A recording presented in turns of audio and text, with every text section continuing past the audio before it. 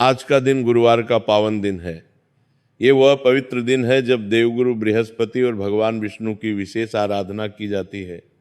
सूर्योदय से पूर्व ही जब आसमान में पहली लालिमा फैलनी शुरू होती है, भक्तों के घरों में श्री हरि विष्णु के मंगल गीत गूंजने लगते हैं। घर घर में तांबे और पीतल के दीपक प्रज्वलित किए जाते हैं, जिनकी लौ में घी की सुगंध फैलती है। मंदिरों की घंटियां मधुर नाद करने लगती हैं, जिनकी आवाज दूर दूर तक सुनाई देती है।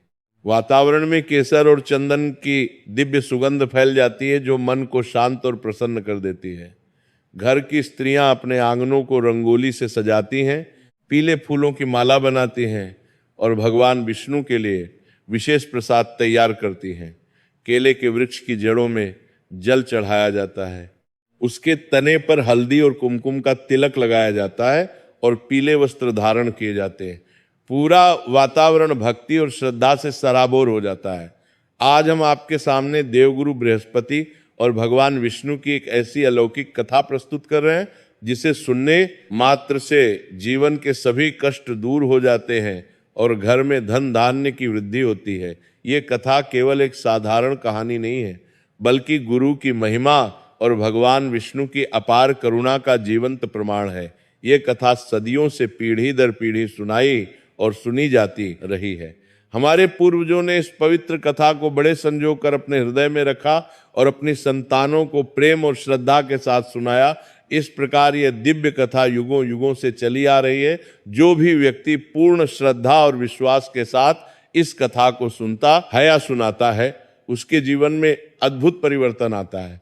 उसके सारे संकट दूर हो जाते हैं, धन की वृद्धि होती है, रुके हुए काम पूर्ण होते हैं, संतान सुख मिलता है और मन में अद्भुत प्रसन्नता का अनुभव होता है। तो आइए श्रद्धा से सिर झुकाते हुए, हाथ जोड़ते हुए और ओम नमो भगवते वासुदेवाय का पवित्र उच्चारण करते हुए इस पवित्र कथा की शुरुआत करते हैं। बहुत समय पहले की बात है। अवंतिका नगरी में, जो आज उज्जैन के नाम से जानी जाती है, वहाँ एक समृद्ध व्यापारी परिवार रहता था। अवंतिका उस समय भारतवर्ष के सबसे महत्वपूर्ण नगरों में से एक थी। नगरी क्षिप्रा नदी के पावन तट पर बसी हुई थी, जिसका जल इतना पवित्र माना जाता था कि दूर दूर से यात्री और तीर्थ यात्री स्नान करने आते थे। कहा जाता था कि इस नदी में स्नान करने से सभी पाप धुल जाते हैं। नगरी की गलियां चौड़ी और सुव्यवस्थित थी। चौराहों पर भव्य मंदिर स्थापित थे, जिनमें से महाकाल का मंदिर सबसे प्रसिद्ध और भव्य था। उस मंदिर की ऊंची शिखर दूर से ही दिखाई देती थी। नगरी के बाजार में रेशम, मसाले, आभूषण और विभिन्न प्रकार की दुर्लभ वस्तुओं की दुकानें सजी रहती थीं। व्यापारी दूर दूर के देशों, पारस, यवन, चीन और लंका से यहाँ व्यापार करने आते थे।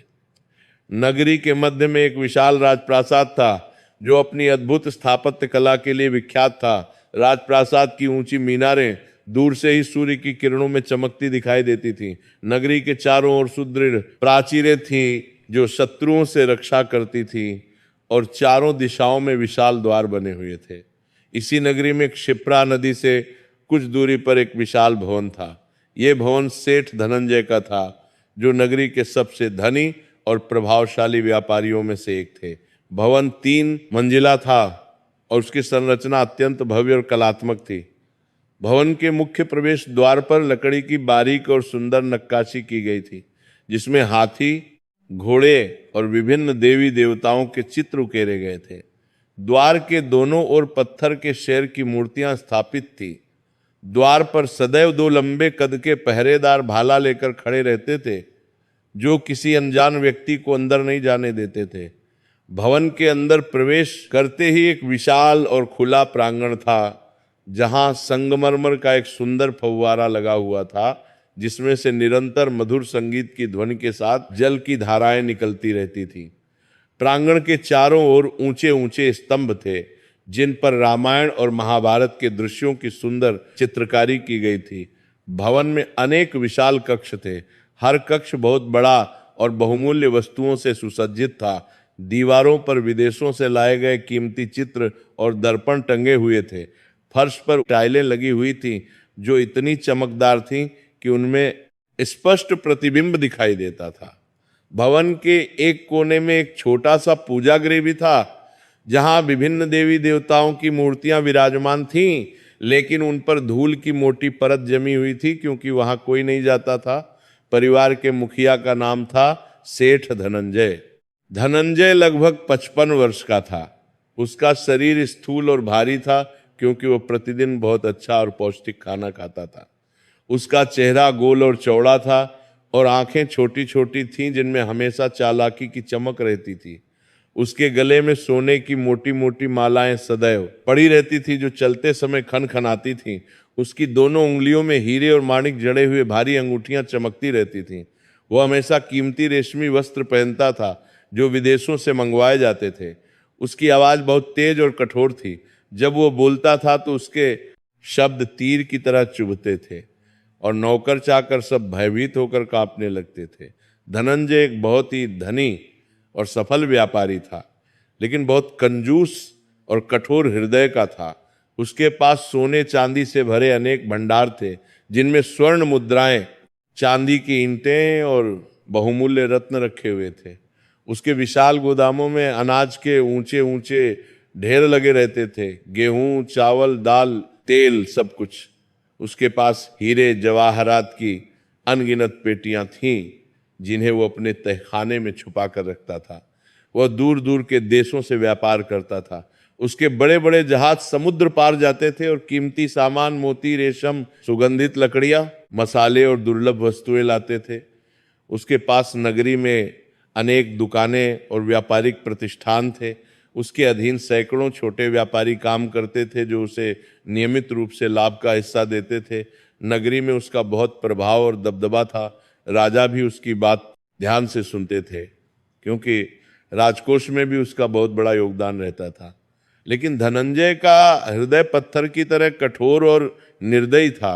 उसे केवल धन और संपत्ति से प्रेम था। वह दिन रात बस अपनी संपत्ति बढ़ाने की योजनाएं बनाने में लगा रहता था। वह प्रत्येक दिन परिवार उनकी कोशिश से सौदे में अधिकतम लाभ कमाना चाहता था और इसके लिए कोई भी हथकंडा अपनाने को तैयार रहता था।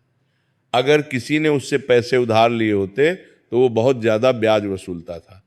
कभी कभी तो मूल राशि से भी अधिक समय पर पैसे न लौटाने पर वह निर्दयता पूर्वक लोगों की जमीन जायदाद, घर और खेत सब छीन लेता था। कई गरीब परिवार उसके इस निर्मम व्यवहार के कारण पूरी तरह से बर्बाद हो गए थे और सड़कों पर भीख मांगने को मजबूर हो गए थे। अगर कोई गरीब उसके विशाल द्वार पर भीख मांगने आता तो वो अपने नौकरों को तुरंत बुलाता और गुस्से से कहता कि इसे यहाँ से दूर भगा दो। वो कहता था कि मैंने अपनी कड़ी मेहनत से धन कमाया है, मैं किसी को मुफ्त में क्यों दूं? ये गरीब लोग आलसी होते हैं, इसलिए गरीब हैं। अगर मेहनत करते तो अमीर हो जाते। कभी कभी तो वो गरीबों को बहुत अपमानित भी कर देता था और कहता था कि ये ढोंगी हैं, बहाने बनाकर हमारा धन हड़पना चाहते हैं। धनंजय को धर्म कर्म में बिल्कुल भी विश्वास नहीं था। वह कभी मंदिरों में नहीं जाता था। पूजा पाठ को वह पूरी तरह से समय की बर्बादी मानता था। वह अक्सर कहता था कि ये ईश्वर वगैरह कुछ नहीं होता, यह सब गरीबों और कमजोर लोगों के लिए बनाई गई कहानियां हैं, जो उन्हें अपनी गरीबी में संतुष्ट रखती हैं। असली शक्ति केवल धन में है। जिसके पास धन है वही सब कुछ कर सकता है। ईश्वर की पूजा करने से क्या होगा? धन कमाओ और आराम से जियो। अगर कोई साधु संत या धार्मिक व्यक्ति उससे धर्म की बात करता तो वो उसका खुलेआम मजाक उड़ाता था और कहता था कि ये सब ढोंगी हैं जो खुद कुछ नहीं कर सकते, इसलिए दूसरों के घर का खाते हैं। धनंजय की पत्नी का नाम सुमित्रा था। सुमित्रा लगभग 50 वर्ष की थी। उसका चेहरा सुंदर था, लेकिन हमेशा गहरी उदासी से ढका रहता था। उसकी बड़ी बड़ी आंखों में एक ऐसी गहरी उदासी और पीड़ा थी जो कभी दूर नहीं होती थी। वह सुंदर रेशमी साड़ियां और कीमती सोने चांदी के आभूषण पहनती थी, लेकिन इन सब के बावजूद उसके चेहरे पर कोई खुशी या प्रसन्नता नहीं थी। वह अक्सर अपने कक्ष में अकेली बैठी रहती थी और अपने भाग्य पर रोती रहती थी। उसकी आंखें अक्सर नम रहती थीं और चेहरे पर आंसुओं के निशान दिखाई देते थे। सुमित्रा एक बहुत ही सरल, कोमल और दयालु हृदय की महिला थी। उसे गरीबों और दुखियारों पर बहुत दया आती थी। जब भी कोई भिखारी द्वार पर आता और उसके पति के नौकर उसे बेरहमी से भगाते तो उसका दिल करुणा से रो पड़ता, उसकी आत्मा तड़प उठती थी। वो बहुत चाहती थी कि वो उन गरीबों की मदद करे, उन्हें भोजन दे, वस्त्र दे, लेकिन उसके पति की सख्ती और क्रूरता के कारण वह कुछ नहीं कर पाती थी। कभी कभी जब उसका पति घर पर नहीं होता तो वो चुपके से रसोई से कुछ रोटी या खाना निकालकर गरीबों को दे देती थी। लेकिन अगर उसके पति को किसी तरह पता चल जाता तो वो बहुत गुस्सा होता था और उसे बुरा भला कहता था। सुमित्रा बहुत धार्मिक विचारों की थी और उसे भगवान विष्णु में अटूट आस्था थी। वह मन ही मन हर समय भगवान को याद करती रहती थी। वह चाहती थी कि घर में एक छोटा सा सुंदर मंदिर हो जहां वह नियमित रूप से पूजा कर सके, दीपक जला सके, भगवान को भोग लगा सके। लेकिन उसके पति ने साफ साफ मना कर दिया था। उसने कहा था कि मेरे घर में कोई मंदिर नहीं बनेगा, ये सब पाखंड और ढोंग है। इसलिए सुमित्रा चुपके से अपने कक्ष में एक छोटी सी भगवान विष्णु की सुंदर मूर्ति रखती थी जो उसकी स्वर्गीय माता ने उसे शादी के समय दी थी और कहा था कि बेटी ये तुम्हारी रक्षा करेगी। वह रोज सुबह सूर्योदय से पहले उठकर स्नान करती और उस मूर्ति के सामने एक छोटा सा दीपक जलाती। वह तुलसी के पत्ते चढ़ाती और मन ही मन बहुत भावुक होकर प्रार्थना करती कि हे भगवान विष्णु, हे जगत के पालनहार, मेरे परिवार की रक्षा करना, मेरे पति के कठोर हृदय में दया का भाव लाना, उनकी आंखों को खोलना, मेरे बच्चों को सही राह दिखाना। हे प्रभु, मुझे शक्ति देना कि मैं इन कठिन परिस्थितियों में भी धर्म का पालन कर सकूं। धनंजय और सुमित्रा के 2 पुत्र थे। बड़े पुत्र का नाम था मदनलाल। मदनलाल 30 वर्ष का युवक था। वह देखने में बहुत सुंदर था, गोरा रंग, लंबा कद, सुडौल शरीर, लेकिन उसके चेहरे पर घमंड और अहंकार स्पष्ट दिखाई देता था। उसकी आंखों में एक अजीब सी क्रूरता और निर्दयता थी। वह हमेशा सबसे कीमती कपड़े पहनता था और बहुत सज धज कर रहता था। उसके लंबे बाल हमेशा तेल से चिकने रहते थे। उसके हाथों में सोने की मोटी चूड़ियां होती थीं और गले में बड़े बड़े मोतियों की कीमती माला होती थी। वो बहुत अभिमानी था और हमेशा दूसरों को नीचा दिखाने की कोशिश करता था। मदनलाल पूरी तरह से अपने पिता की तरह ही कठोर और कंजूस था। उसे भी केवल धन और संपत्ति से प्यार था। वो भी अपने पिता के व्यापार में सक्रिय रूप से हाथ बंटाता था। वो भी गरीबों से बहुत बुरा और अपमानजनक व्यवहार करता था। वो अपने नौकरों को बहुत कम वेतन देता था और उनसे दिन रात बहुत काम करवाता था। अगर कोई नौकर थोड़ी सी भी गलती कर देता तो वह उसे बहुत बेरहमी से मारता पीटता था। नगरी के लोग उससे बहुत डरते थे और उसका नाम सुनते ही सहम जाते थे। वो अक्सर अपने मित्रों के साथ जुआ खेलता था और मदिरा पीता था। उसके कई बुरे साथी थे जो उसे और अधिक बिगाड़ते थे।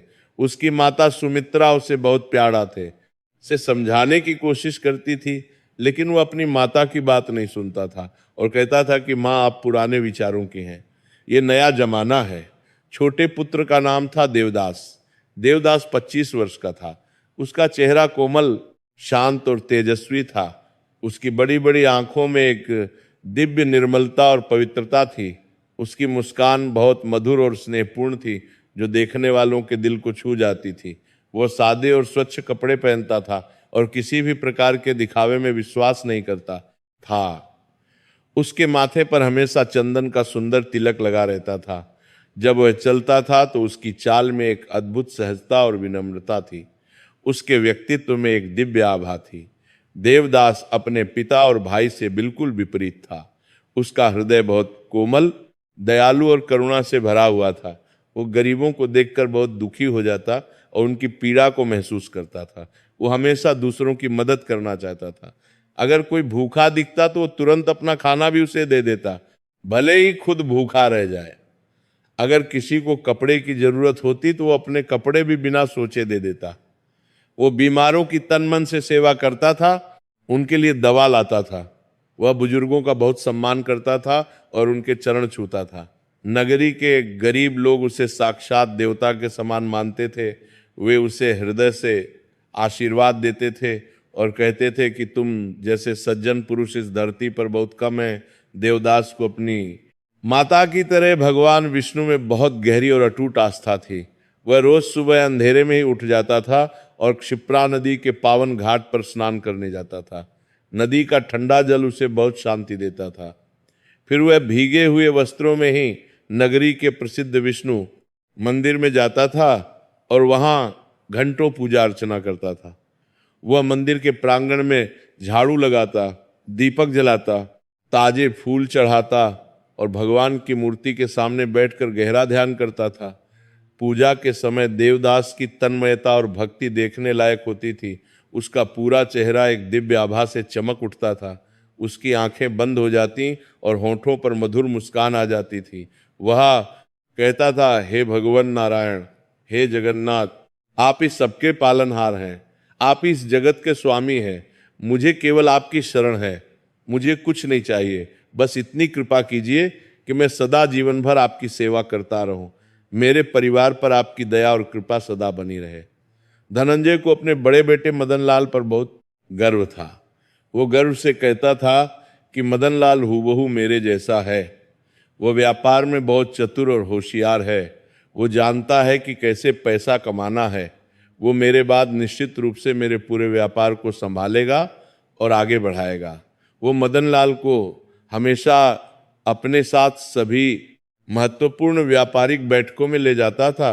वो उसे व्यापार के सभी गुर और तरीके सिखाता था।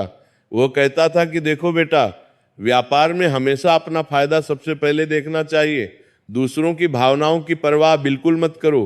जो कमजोर है, जो मुसीबत में है, उसका भरपूर फायदा उठाओ।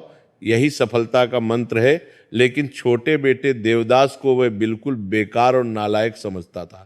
वह अक्सर गुस्से में कहता था कि देवदास एक पूरा नालायक और निकम्मा है।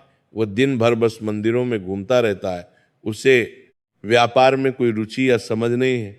वह हमारा कीमती समय बर्बाद करता है और सबसे बुरी बात यह है कि वो गरीबों को हमारा मेहनत का धन मुफ्त में बांटता रहता है। ऐसे तो हम एक दिन कंगाल हो जाएंगे। ये मूर्ख लड़का कभी अपने जीवन में कुछ नहीं करता है, उससे भी को गरीबात करेली जो पाएगा। वह अक्सर देवदास को बहुत बुरा भला कहता था और अपमानित करता था। वह गुस्से से कहता था कि तू अपना ये भजन कीर्तन और पूजा पाठ बंद कर और आकर व्यापार सीख, नहीं तो तू भी सड़क पर भीख मांगेगा। सुमित्रा अपने पति की ये कठोर बातें सुनकर बहुत दुखी और व्यथित होती, लेकिन डर के मारे वह कुछ कह नहीं पाती थी। वो मन ही मन रोती रहती थी। वो देवदास को चुपके से एक कोने में बुलाती और बहुत प्यार से समझाती कि बेटा तू बिल्कुल परेशान मत हो। तेरे पिता को अभी समझ नहीं आ रही है। भगवान तुझे हर पल देख रहे हैं। तेरी सच्ची भक्ति कभी व्यर्थ नहीं जाएगी। तू अपना धर्म का रास्ता मत छोड़। जो सही है वही करता रह। एक दिन सब ठीक हो जाएगा। देवदास अपनी माता को बहुत प्यार और सम्मान करता था। वो उनके चरण छूकर कहता था, माताजी आप चिंता बिल्कुल न करें। मुझे किसी चीज की चिंता नहीं। भगवान विष्णु हर क्षण मेरे साथ हैं। वे सब ठीक कर देंगे। मेरा उन पर पूरा विश्वास है। एक दिन की बात है, नगरी में भयंकर और विनाशकारी अकाल पड़ा। कई कई महीनों से बारिश नहीं हुई थी। आसमान में बादल का नामो निशान नहीं था। नदियां धीरे धीरे सूखने लगी थीं। कुएं और बावड़ियां सूख गए थे। खेतों में फसलें पूरी तरह से नष्ट हो गईं। किसान रो रो कर अपने सूखे खेतों को देखते थे। पेड़ों के पत्ते पीले पड़कर झड़ने लगे। चारों ओर केवल सूखी और बंजर जमीन दिखाई देने लगी। किसानों के पास खाने के लिए अनाज नहीं बचा था। गरीब लोग भूख और प्यास से तड़प कर मरने लगे। बाजारों में अनाज की कीमतें आसमान छूने लगीं। जो पहले 1 रुपये में मिलता था वह 10 रुपये में भी मिलना मुश्किल हो गया। गरीब लोग रो रो कर भगवान से प्रार्थना करने लगे कि हे प्रभु हम पर दया करो। मंदिरों में दिन रात विशेष पूजा अर्चना की जाने लगी। लोग बारिश के लिए बड़े बड़े यज्ञ करने लगे, लेकिन बारिश फिर भी नहीं हुई। नगरी में चारों ओर हाहाकार मच गया। रोज कई लोग भूख और प्यास से तड़प कर मर रहे थे। सड़कों पर भूखे बच्चे रो रहे थे और पानी पानी चिल्ला रहे थे। माताएं अपने नन्हे बच्चों को खिलाने के लिए कुछ भी नहीं पा रही थीं और अपने बच्चों को सीने से लगाकर रो रही थीं। बूढ़े और बीमार लोग बिना किसी मदद के तड़प तड़प कर मर रहे थे। नगरी के दयालु राजा ने तुरंत अपने सभी राजकीय भंडार खोल दिए और गरीबों में नियमित रूप से अनाज बांटना शुरू किया, लेकिन राजकोष भी सीमित था और जरूरतमंद बहुत अधिक थे। कुछ समय बाद राजकोष के भंडार भी तेजी से खाली होने लगे। परेशान राजा ने नगरी के सभी धनी और प्रभावशाली व्यापारियों को राज दरबार में बुलाया। राजा ने बहुत चिंतित होकर कहा कि आप सब जानते हैं कि हमारी नगरी में एक भयंकर संकट आ गया है। लोग भूख प्यास से मर रहे हैं, राजकोष के भंडार भी लगभग खाली हो रहे हैं। मैं आप सब धनी और समृद्ध व्यापारियों से विनम्रतापूर्वक निवेदन करता हूं कि आप कृपया अपने भंडारों से अनाज निकालें और इन बेसहारा गरीबों में बांटें। ये आपका धर्म और कर्तव्य है, ये मानवता है। भगवान निश्चित रूप से आपको इसका अच्छा फल देंगे। यही समय है जब हमें एक दूसरे का साथ देना होगा। कुछ दयालु व्यापारियों ने राजा की बात को समझा और मान लिया।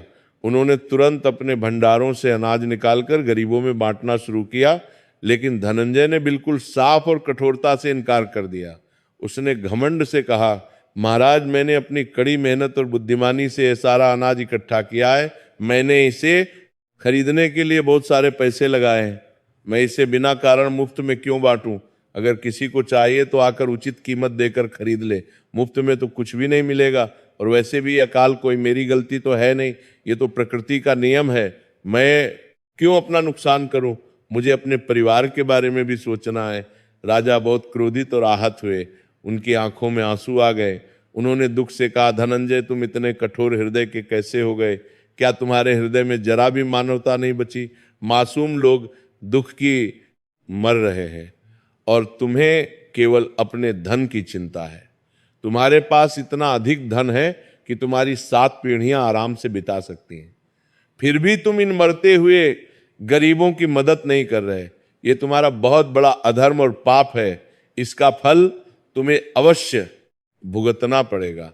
भगवान इसे कभी माफ नहीं करेंगे। लेकिन कठोर हृदय धनंजय नहीं माना। वह और भी अकड़ कर बोला, महाराज, आप मुझे जो कहना है कह लीजिए, मुझे कोई फर्क नहीं पड़ता, लेकिन मैं अपना एक दाना भी अनाज नहीं दूंगा। मुझे किसी धर्म की बिल्कुल भी परवाह नहीं है। ये कहकर वह घमंड से राजदरबार से बाहर चला गया। देवदास पूरा दृश्य देख रहा था। उसका कोमल दिल बुरी तरह रो रहा था। उसे अपने पिता की इस क्रूरता पर बहुत शर्म और पीड़ा हो रही थी। वो भारी मन से अपने पिता के पास गया और बहुत विनम्रता और नम्रता से बोला, पिताजी, आप क्या कर रहे हैं? लोग तड़प तड़प कर मर रहे हैं। छोटे छोटे मासूम बच्चे भूख से बिलख रहे हैं। हमारे विशाल गोदामों में इतना सारा अनाज पड़ा है, हम उनकी मदद क्यों नहीं करते? भगवान ने हमें इतना धन और संपत्ति दी है तो इसका सदुपयोग दूसरों की भलाई के लिए करना चाहिए। यही असली धर्म है पिताजी, यही मानवता है। लेकिन धनंजय ने बहुत गुस्से में आकर कहा, तू चुप रह, तुझे क्या पता व्यापार के बारे में? तू तो बस दिन भर भगवान भगवान रटता रहता है। अगर तेरा भगवान इतना ताकतवर है तो वही बारिश क्यों नहीं करवा देता? अनाज क्यों नहीं पैदा कर देता? सब झूठ और ढोंग है। कोई भगवान वगैरह नहीं है। असली चीज केवल धन है, और मैं अपना एक दाना धन किसी को नहीं दूंगा। तू जा अपने भजन कीर्तन में लगा रहे, मुझे बेकार का उपदेश मत दे। देवदास का कोमल दिल बुरी तरह टूट गया, लेकिन वह आंसू पीकर चुपचाप वहां से चला गया। उस रात देवदास बिल्कुल सो नहीं सका। वो बार बार करवट बदलता रहा। वो लगातार सोच रहा था कि वो क्या कर सकता है इन गरीबों की मदद के लिए। उसके पास तो अपना कुछ भी नहीं था। घर का सारा धन उसके पिता के पूर्ण नियंत्रण में था। फिर रात के आखिरी पहर में उसे अचानक एक विचार आया। उसकी प्यारी माता ने उसे कुछ बहुमूल्य आभूषण दिए थे जो उसकी दादी के थे। वे आभूषण बहुत कीमती और पुराने थे।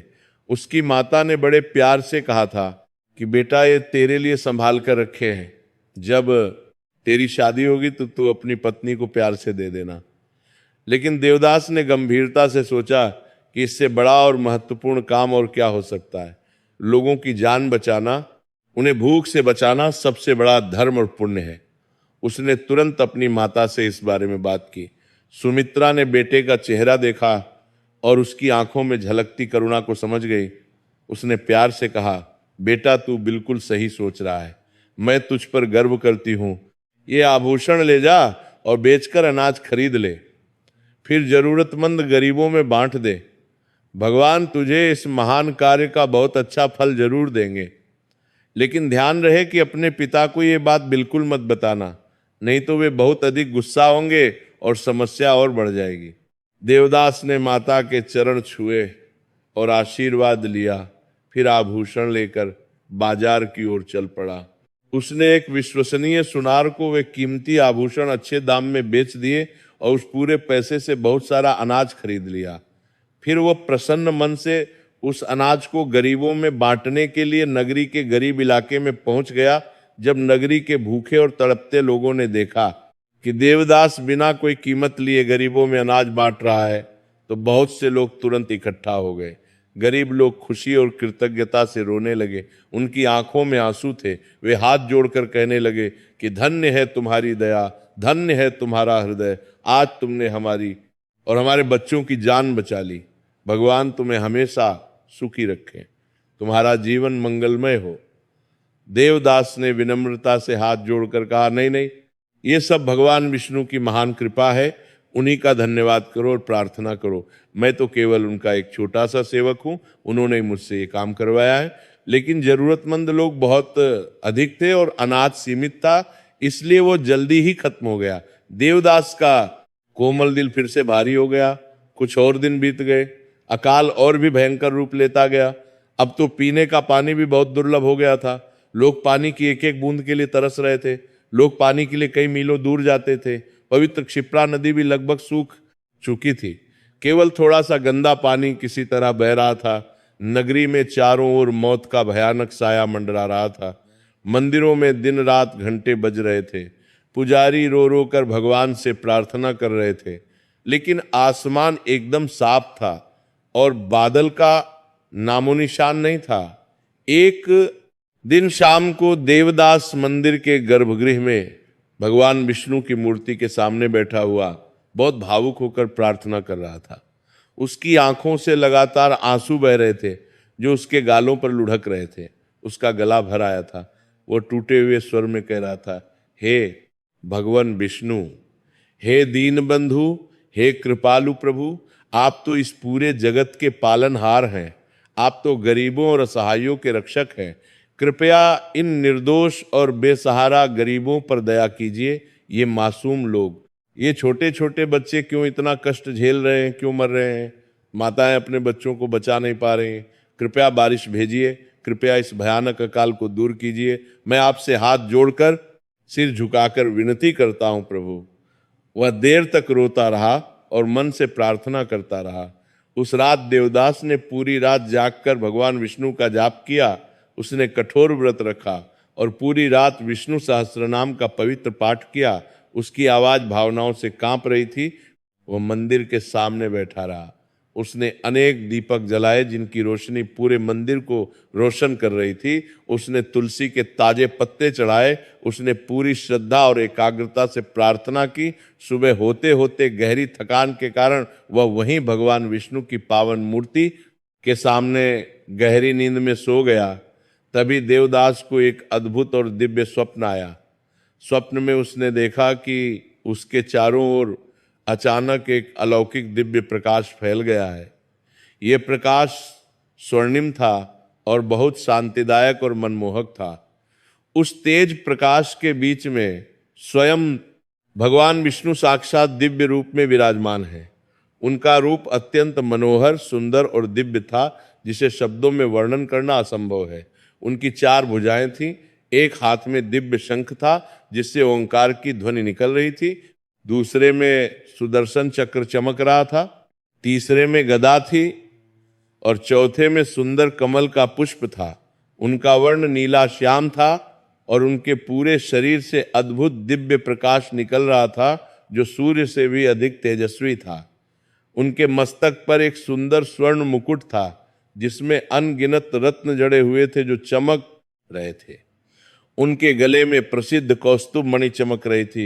उनके वक्ष पर श्रीवत्स का पवित्र चिन्ह था। उनके चेहरे पर एक अत्यंत मधुर और करुणामयी मुस्कान थी। उनकी बड़ी बड़ी आंखें करुणा और प्रेम से भरी हुई थीं। उनके पास देवी लक्ष्मी भी विराजमान थीं। जो अत्यंत सुंदर और कोमल थीं, उनके हाथों में कमल था और वे भगवान विष्णु की सेवा में खड़ी थी। भगवान विष्णु ने अपनी अत्यंत मधुर और हृदय स्पर्शी वाणी में कहा, उठो मेरे प्रिय भक्त देवदास, उठो वत्स, मैं तुम्हारी सच्ची भक्ति और निस्वार्थ करुणा से अत्यंत प्रसन्न हूं। तुम्हारा हृदय बहुत पवित्र और निर्मल है। तुमने दूसरों के दुख को अपना दुख माना। तुमने बिना किसी स्वार्थ के गरीबों की सेवा की। तुमने अपना सब कुछ दूसरों के लिए न्योछावर कर दिया। यही सच्ची भक्ति है वत्स। भक्ति केवल मंदिर में बैठकर पूजा करना या माला जपना नहीं है। सच्ची भक्ति है दूसरों की निस्वार्थ सेवा करना, उनके दुख को दूर करना, बिना किसी अपेक्षा के प्रेम करना। तुमने यही किया है। तुमने मुझे प्रसन्न कर दिया। देवदास पूरी तरह से अवाक और स्तब्ध रह गया। उसे विश्वास ही नहीं हो रहा था कि स्वयं भगवान विष्णु साक्षात उसके सामने खड़े हैं और उससे बात कर रहे हैं। उसने कांपते हुए हाथ आदर से जोड़कर और आंखों में आंसू भरकर कहा, प्रभु, यह आपकी महान कृपा और करुणा है। मैं तो आपका एक तुच्छ और नगण्य दास हूं। मैंने तो कुछ भी नहीं किया। जो कुछ भी है वो आपकी कृपा से है। मैं तो बस इतना चाहता हूं कि इन बेसहारा गरीबों का दुख दूर हो जाए। ये निर्दोष और मासूम लोग क्यों इतना कष्ट भोग रहे हैं? प्रभु, कृपया इस भयानक अकाल को दूर कीजिए। कृपया धरती पर बारिश भेजिए। इन लोगों को बचा लीजिए प्रभु। भगवान विष्णु करुणा से मुस्कुराए और धीरे से बोले, बेटा, ये अकाल केवल प्राकृतिक नहीं है, ये मनुष्यों के बुरे कर्मों और पापों का परिणाम है। जब धरती पर अधर्म बढ़ जाता है, जब लोग स्वार्थी और कठोर हृदय के हो जाते हैं, जब धनी लोग गरीबों की मदद नहीं करते और केवल अपने बारे में सोचते हैं, जब लोग धर्म को भूल जाते हैं और पाप करने लगते हैं, तो प्रकृति असंतुलित हो जाती है। तुम्हारे पिता और भाई जैसे स्वार्थी और कठोर लोगों के कारण ये अकाल आया है। उनके पास इतना अधिक धन है, लेकिन वे मरते हुए गरीबों की मदद नहीं करते। वे केवल अपने बारे दंदाल की अकाल धन की में सोचते हैं। लेकिन तुम चिंता बिल्कुल मत करो बेटा, मैं अवश्य इस अकाल को दूर करूंगा, लेकिन इसके लिए तुम्हें कुछ महत्वपूर्ण काम करना होगा। देवदास ने तुरंत उत्सुकता और उत्साह से पूछा, प्रभु आप बताइए, मैं कुछ भी करने को तैयार हूं। मैं अपनी जान को लेकर मैं अपनी जान से प्रभु में बान करने थे। देवदास ने इन तरुणी के लिए, देवदास को मैं जान तर भी खुशी से दे सकता हूं अगर इससे इन बेसहारा गरीबों का भला हो। आप जो भी आज्ञा देंगे मैं पूरी श्रद्धा से वो करूंगा। भगवान विष्णु ने गंभीरता से कहा, सुनो बेटा, कल गुरुवार का पवित्र दिन है। ये मेरा विशेष दिन है। तुम सुबह सूर्योदय से पहले उठकर पवित्र स्नान करो, फिर कठोर व्रत रखो। पूरे दिन कुछ भी अन्न मत खाओ, केवल फल और शुद्ध जल ग्रहण करो। पीले रंग के पवित्र वस्त्र धारण करो। पूरे मन से मेरी पूजा करो। चने की दाल और गुड़ का प्रसाद बनाओ। केले के वृक्ष की विधि पूर्वक पूजा करो। फिर शाम को जब सूर्य अस्त होने लगे तो नगरी के पूर्वी द्वार के पास जो विशाल बरगद का प्राचीन वृक्ष है वहां जाओ। वहां तुम्हें एक साधु मिलेंगे। उनके चरण विनम्रता पूर्वक छुओ और उन्हें बड़े आदर से अपने घर भोजन के लिए ले आओ। उन्हें प्रेम से भोजन कराओ और यथाशक्ति दक्षिणा दो। बाकी सब मैं स्वयं संभाल लूंगा। ये कहकर भगवान विष्णु ने अपना हाथ उठाकर आशीर्वाद दिया और धीरे धीरे अदृश्य हो गए। प्रकाश भी धीरे धीरे कम होता गया। देवदास की अचानक नींद टूट गई और आंखें खुल गईं। वो एकदम से चौंक कर उठ बैठा। उसका पूरा शरीर रोमांचित था। उसका हृदय आनंद और उत्साह से भर गया। उसे स्वप्न की हर बात बिल्कुल स्पष्ट रूप से याद थी। वह तुरंत उठा और प्रसन्नता से घर की ओर दौड़ा। उसने घर पहुंचकर अपनी माता सुमित्रा को पूरी बात विस्तार से बताई। सुमित्रा की आंखों में खुशी और कृतज्ञता के आंसू आ गए।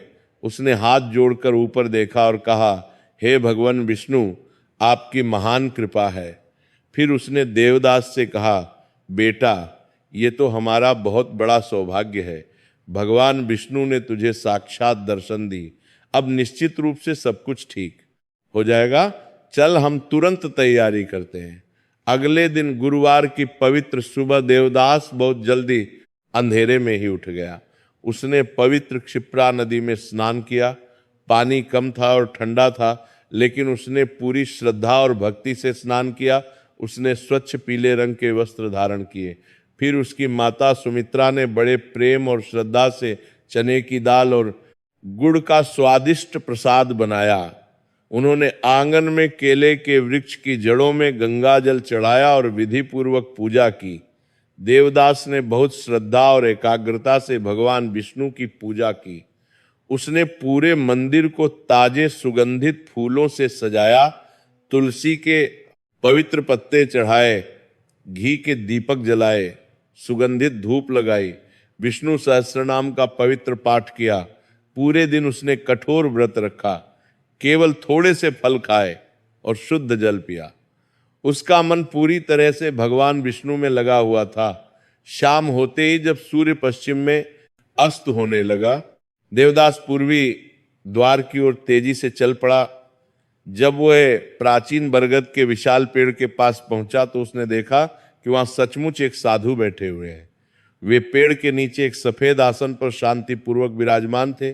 उनका रूप अत्यंत तेजस्वी और दिव्य था। उनकी आयु लगभग 70 वर्ष प्रतीत होती थी।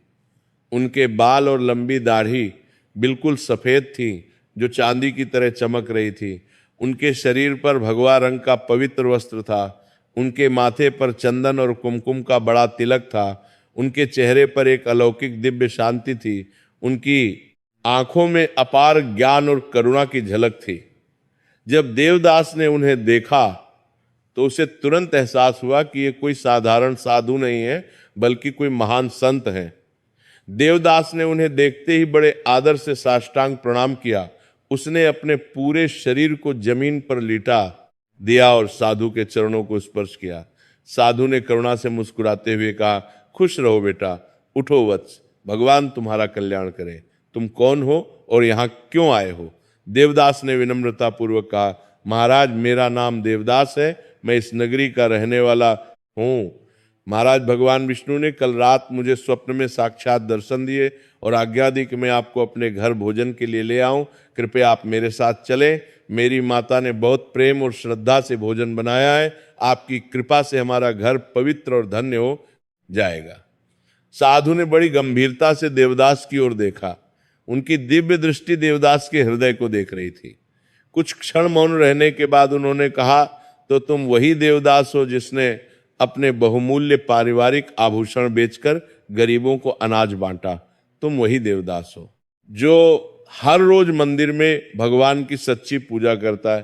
तुम्हारा हृदय बहुत शुद्ध और पवित्र है बेटा। ठीक है, मैं तुम्हारे साथ चलूंगा, लेकिन मेरी एक शर्त है। मैं केवल वही भोजन ग्रहण करता हूं जहां सच्ची श्रद्धा हो, जहां दया हो, जहां धर्म हो, जहां प्रेम हो। क्या तुम्हारे घर में ऐसा वातावरण है? देवदास ने सच्चे मन से कहा, महाराज हमारे घर में मेरी माता बहुत धार्मिक और सरल हृदय की हैं। वे रोज श्रद्धा पूर्वक भगवान विष्णु की पूजा करती हैं। मैं भी भगवान का भक्त हूं। हमारे हृदय में सच्चे में श्रद्धा है। कृपया आप चलिए महाराज। साधु प्रेम से मुस्कुराए और देवदास के साथ चल पड़े। जब वे देवदास के विशाल भवन पर पहुंचे तो सुमित्रा दरवाजे पर खड़ी उनका इंतजार कर रही थी। उसने बहुत आदर और प्रेम से साधु का स्वागत किया। उसने विधि पूर्वक उनके चरण धोए, चंदन का तिलक लगाया और उन्हें आदर से आसन पर बिठाया। फिर उसने बहुत प्रेम और श्रद्धा से भोजन परोसना शुरू किया। भोजन में सुगंधित पूरी, विभिन्न प्रकार की स्वादिष्ट सब्जी, दाल, सुगंधित चावल, ताजा दही, चने की दाल और गुड़ का प्रसाद और मीठी मिठाई थी। सब कुछ बहुत स्वादिष्ट और प्रेम से बना था। साधु प्रसन्नता से भोजन करने लगे।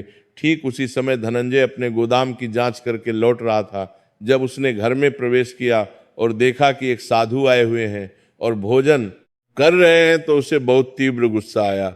उसका चेहरा लाल हो गया। वो बहुत तेज आवाज में चिल्लाया, ये क्या हो रहा है? ये साधु मेरे घर में क्या कर रहा है? तुम लोगों ने मुझसे पूछे बिना इसे घर में कैसे बुला लिया? मैंने कितनी बार स्पष्ट रूप से कहा है कि मेरे घर में ये सब पाखंड और ढोंग नहीं चलेगा। इसे तुरंत बाहर निकालो। सुमित्रा डर से घबरा गई। उसका चेहरा पीला पड़ गया, लेकिन साधु बहुत शांति और संयम से मुस्कुराए। उनके चेहरे पर कोई क्रोध या परेशानी नहीं थी। उन्होंने धनंजय की ओर प्रेम से देखा और बहुत मधुरता से कहा, आओ सेठ जी, आइए बैठिए। धनंजय ने घमंड से कहा, मुझे नहीं बैठना, आप जल्दी से अपना भोजन खत्म करिए और यहाँ से तुरंत चले जाइए। मुझे आपकी तरह के भिखारी लोगों से कोई मतलब नहीं है। आप लोग बस दूसरों के घर का मुफ्त में खाते हैं और खुद कुछ नहीं करते। साधु ने बड़ी शांति से कहा, सेठ जी आप इतने क्रोधित क्यों हैं? क्या हुआ आपको? क्या कोई समस्या है? धनंजय ने कटु व्यंग्य से कहा, समस्या? मुझे कोई समस्या नहीं है महाराज, मेरे पास ढेर सारा धन है, मैं बहुत खुश और संतुष्ट हूं। आप अपना काम कीजिए और जल्दी से यहां से चले जाइए।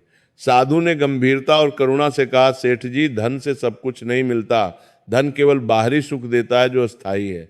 असली और स्थायी सुख तो मन की शांति में है, और मन की शांति तभी मिलती है जब हम निस्वार्थ भाव से दूसरों की मदद करते हैं, जब हम धर्म का पालन करते हैं, जब हम दया और करुणा से जीते हैं। आपके पास इतना अधिक धन है, लेकिन क्या आप सचमुच में खुश हैं? धनंजय ने बहुत गुस्से से कहा, बकवास मत कीजिए महाराज, मैं बहुत खुश हूं, मुझे आपके इन उपदेशों की बिल्कुल भी जरूरत नहीं है, आप बस यहां से चले जाइए। साधु ने शांति और धैर्य से कहा, ठीक है सेठ जी, मैं अभी चला जाऊंगा, लेकिन जाने से पहले मैं आपसे एक महत्वपूर्ण प्रश्न पूछना चाहता हूं, क्या आप ईमानदारी से उत्तर देंगे? धनंजय ने अनिच्छा से कहा, पूछिए जो पूछना है। साधु ने गंभीरता से पूछा, बताइए सेठ जी, मनुष्य जीवन का वास्तविक उद्देश्य क्या है? हम इस धरती पर क्यों आए हैं? केवल धन इकट्ठा करने के लिए। और जब हम मर जाएंगे तो ये सारा धन किसका होगा? क्या ये धन हमारे साथ जाएगा स्वर्ग में? धनंजय पल भर के लिए चुप हो गया। उसके पास इस सीधे प्रश्न का कोई उत्तर नहीं था। साधु ने आगे समझाते हुए कहा, सेठ जी धन तो केवल इस नश्वर जीवन के लिए है, जब हम मरेंगे तो ये सब यही रह जाएगा, हमारे साथ केवल हमारे अच्छे और बुरे कर्म जाएंगे। अगर हमने अच्छे कर्म किए, दूसरों की निस्वार्थ मदद की, धर्म का पालन किया तो हमें सुगति और मोक्ष मिलेगी, और अगर हमने बुरे कर्म किए, दूसरों को कष्ट दिया, स्वार्थी रहे, तो हमें दुर्गति और नरक मिलेगा। ये शाश्वत सत्य है। धनंजय ने कहा, ये सब कोरी बातें और झूठ है, कोई पुनर्जन्म नहीं होता, कोई स्वर्ग नरक नहीं है, ये सब गरीबों को बहलाने के लिए बनाई गई कहानियां हैं। असली चीज यही जीवन है, और इस जीवन में जितना हो सके उतना धन कमाना चाहिए, यही बुद्धिमानी है। साधु ने धैर्य से कहा, अच्छा तो आप पुनर्जन्म में विश्वास नहीं करते, आप धर्म कर्म में विश्वास नहीं करते, तो फिर आप ये बताइए कि इस भयंकर अकाल का कारण क्या है? ये प्राकृतिक आपदा अचानक क्यों आई? क्या ये केवल संयोग है? धनंजय ने लापरवाही से कहा, हाँ ये केवल संयोग है, प्रकृति का स्वाभाविक नियम है, कभी बारिश होती है कभी नहीं होती, इसमें कोई रहस्य नहीं है। साधु ने दृढ़ता से कहा, नहीं सेठ जी, ये केवल संयोग नहीं है। जब धरती पर अधर्म बढ़ जाता है तो प्रकृति असंतुलित हो जाती है। जब धनी लोग मरते हुए गरीबों की मदद नहीं करते तो देवता नाराज हो जाते हैं। आप जैसे स्वार्थी और कठोर हृदय लोगों के कारण ही यह अकाल आया है। आपके विशाल गोदामों में इतना अनाज सड़ रहा है, लेकिन आप गरीबों को एक मुट्ठी अनाज नहीं दे रहे। लोग तड़प तड़प कर मर रहे हैं और आप अपने धन की गिनती कर रहे हैं। ये बहुत बड़ा पाप है सेठ जी, और इस पाप का फल आपको अवश्य भुगतना पड़ेगा। धनंजय को बहुत अधिक गुस्सा आया, उसकी आंखें लाल हो गईं। उसने चिल्लाकर आंखें की कहा, बस बहुत हो गया, आप अभी तुरंत यहां से चले जाइए, मुझे आपके उपदेश बिल्कुल नहीं चाहिए, निकल जाइए मेरे घर से। अभी साधु ने शांति और करुणा से कहा, ठीक है सेठ जी, मैं जा रहा हूं, लेकिन याद रखिए जीवन में सब कुछ बदलता रहता है, कुछ भी स्थायी नहीं है। आज आप बहुत धनवान हैं, कल क्या होगा ये कोई नहीं जानता। अहंकार और लोभ मनुष्य के सबसे बड़े और खतरनाक शत्रु हैं, ये उसे पूरी तरह से नष्ट कर देते हैं। आपके पास अभी भी समय है, अपने आप को सुधार लीजिए, गरीबों की मदद कीजिए, धर्म का पालन कीजिए, नहीं तो बहुत देर हो जाएगी और फिर पछताना पड़ेगा। यह गंभीर बात कहकर साधु धीरे से उठ खड़े हुए। देवदास और सुमित्रा ने श्रद्धा पूर्वक उनके चरण छुए। साधु ने उन दोनों को प्रेम से आशीर्वाद दिया और कहा, तुम दोनों धन्य हो, तुम्हारी भक्ति बहुत सच्ची है, भगवान विष्णु हमेशा तुम्हारी रक्षा करेंगे, तुम्हारा कल्याण होगा। ये कहकर साधु शांति पूर्वक घर से बाहर चले गए। जैसे ही साधु घर के मुख्य द्वार से बाहर निकले, अचानक आसमान में काले बादल तेजी से छाने लगे। कुछ ही मिनटों में बहुत घने काले बादल पूरे आसमान पर छा गए। बिजली तेजी से चमकने लगी, बादल जोर जोर से गरजने लगे और फिर अचानक बहुत तेज मूसलाधार बारिश शुरू हो गई। पानी की बूंदें इतनी तेज और मोटी थी कि धरती पर टकराकर जोर की आवाज कर रही थी। नगरी के लोग एकदम से चौंक गए। कई महीनों बाद बारिश हो रही थी। लोग खुशी से अपने घरों से बाहर निकल आए। बच्चे खुशी से उछलने और नाचने लगे। महिलाएं अपने आंगन में खड़ी होकर हाथ फैलाकर बारिश में भीगने लगीं। किसान खुशी से रोते हुए अपने सूखे खेतों की ओर दौड़े। सब लोग खुशी से चिल्लाने लगे, भगवान की जय। मंदिरों में जोर जोर से घंटियां बजाई जाने लगीं। लोग कृतज्ञता से भगवान का धन्यवाद करने लगे। पूरी नगरी में खुशी और उत्साह की लहर दौड़ गई। बारिश 3 दिन और 3 रात तक लगातार होती रही। नदियां फिर से पानी से लबालब भर गईं। कुओं और बावड़ियों में पानी आ गया। तालाब और झीलें पानी से भर गईं। धरती फिर से हरी भरी होने लगी। पेड़ों में नए कोमल पत्ते आने लगे। रंग बिरंगे फूल खिलने लगे। किसानों ने बड़ी उम्मीद से फिर से बीज बोना शुरू किया। पूरी प्रकृति फिर से जीवंत और खुशहाल हो उठी। भयंकर अकाल पूरी तरह से समाप्त हो गया था। नगरी में फिर से जीवन और खुशहाली लौट आई थी। लेकिन देवदास के घर में अब कुछ और ही होने वाला था। बारिश के तीसरे दिन जब बारिश कुछ कम हुई तो धनंजय अपने गोदाम की जांच करने गया। जब उसने भारी ताला खोलकर गोदाम का दरवाजा खोला तो वह देखकर पूरी तरह से हैरान और सदमे में रह गया। उसका पूरा अनाज, गेहूं, चावल, दाल सब कुछ पूरी तरह से सड़ गया था। बारिश का पानी किसी रहस्यमय तरीके से गोदाम में घुस गया था और सारा कीमती अनाज भीग गया था। अब वो अनाज किसी भी काम का नहीं रहा था। धनंजय का सिर घूम गया। उसे चक्कर आने लगा। उसके लाखों रुपये का भारी नुकसान हो गया था। वह जोर जोर से चिल्लाने लगा। उसे समझ नहीं आ रहा था कि यह कैसे हुआ। गोदाम तो बहुत मजबूत था, फिर पानी इतना सारा अंदर कैसे आ गया। धनंजय परेशान और दुखी होकर घर लौटा। उसका चेहरा पीला पड़ गया था। उसके हाथ डर से कांप रहे थे। उसने सुमित्रा को पूरी बात बताई। सुमित्रा को तुरंत उस साधु की भविष्यवाणी याद आ गई। साधु ने स्पष्ट कहा था कि अहंकार और लोभ मनुष्य को पूरी तरह से नष्ट कर देते हैं। उसे लगा कि यह उसके पति के पापों का फल शुरू हो गया है, लेकिन यह तो केवल शुरुआत थी। अगले दिन धनंजय को एक दूत से खबर मिली कि समुद्र में भयंकर तूफान में उसका एक बड़ा जहाज डूब गया है। उस जहाज में बहुत कीमती सामान था, रेशम, मोती, मसाले। लाखों रुपए का भारी नुकसान हो गया। धनंजय को बहुत बड़ा झटका लगा। वह दुख से रोने लगा। फिर कुछ दिन बाद एक और बुरी खबर आई कि दूसरे शहर में उसकी कई दुकानों में भयंकर आग लग गई है। सब कुछ जलकर राख हो गया। फिर एक और खबर आई कि जिन लोगों को उसने बड़ी रकम उधार दी थी वे सब रात में भागकर कहीं दूर चले गए हैं। धनंजय के पास उनका कोई पता नहीं था। एक एक करके धनंजय को कई बड़े झटके लगते गए। उसका विशाल धन तेजी से कम होने लगा। धनंजय बहुत परेशान और चिंतित हो गया। उसे नींद नहीं आती थी। वह समझ नहीं पा रहा था कि ये सब कैसे हो रहा है। कुछ दिन पहले तक तो सब कुछ बिल्कुल ठीक था, अचानक एक साथ सब कुछ गलत कैसे होने लगा। उसे धीरे धीरे उस साधु की चेतावनी याद आने लगी। साधु ने स्पष्ट कहा था कि इस पाप का फल तुम्हें अवश्य भुगतना पड़ेगा। क्या सचमुच यह उसके पापों का फल था? लेकिन धनंजय अभी भी अपने घमंड और अहंकार में फंसा था। वह मानने को तैयार नहीं था। फिर सबसे बड़ा और दुखद झटका लगा। धनंजय का बड़ा और प्यारा बेटा मदनलाल अचानक बहुत बीमार पड़ गया। उसे एक अजीब और खतरनाक बीमारी हो गई थी। उसके पूरे शरीर में असहनीय दर्द था। उसे बहुत तेज बुखार था जो उतरता ही नहीं था। वो बिस्तर से उठ नहीं पा रहा था। नगरी के सभी प्रसिद्ध वैद्यों को बुलाया गया। दूर दूर से बड़े बड़े हकीमों और चिकित्सकों को बुलाया गया, लेकिन किसी का कोई फायदा नहीं हुआ। सभी दवाएं बेअसर थीं। मदन लाल की हालत दिन पर दिन और बिगड़ती जा रही थी। वह दर्द से करा रहा था, उसका शरीर सूखता जा रहा था। धनंजय बहुत परेशान और दुखी हो गया। उसने बहुत सारे पैसे खर्च किए, लेकिन मदन लाल ठीक नहीं हुआ, उसकी जान संकट में थी। एक रात धनंजय अपने कक्ष में अकेला बैठा हुआ गहरी सोच में डूबा था। उसका पूरा संसार उजड़ता जा रहा था, उसका सारा धन खत्म हो रहा था, उसका प्यारा बेटा मौत के मुंह में जा रहा था। वह बहुत दुखी और निराश था। तभी उसे उस साधु की सभी बातें एक एक करके याद आईं।